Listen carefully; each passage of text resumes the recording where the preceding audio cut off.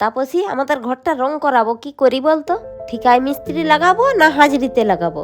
আরে তোর ঘরটা তো ছোট, ঠিকায় লাগাতে হবে, নিয়ে অনেক টাকা খরচা হয়ে যাবে। এক কাজ কর, হাজরিতে লাগিয়ে দে, দেখবি তো দুদিনে ঘর রং হয়ে যাবে। ঠিকই বলছু, ঠিকায় কাজ করি অত টাকা খরচা করে কিছু লাভ নেই। ঠিক আছে, আমি এখন আসি।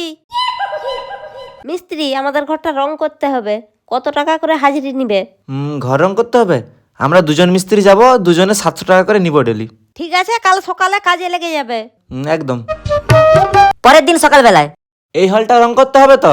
হ্যাঁ, এইটা পুরোটা। ও কোনো ব্যাপার নাই, হয়ে যাবে।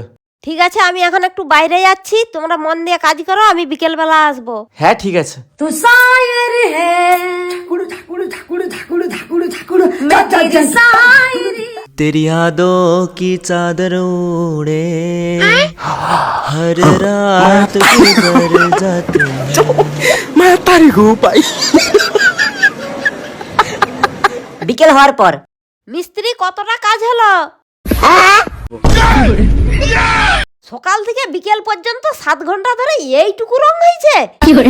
না গো, এটা তোমার অনেক দামি রং, সময় ধরে ঠিকঠাক করে কাজ করতে হবে, তাহলে রংটা ভালোভাবে হবে। মা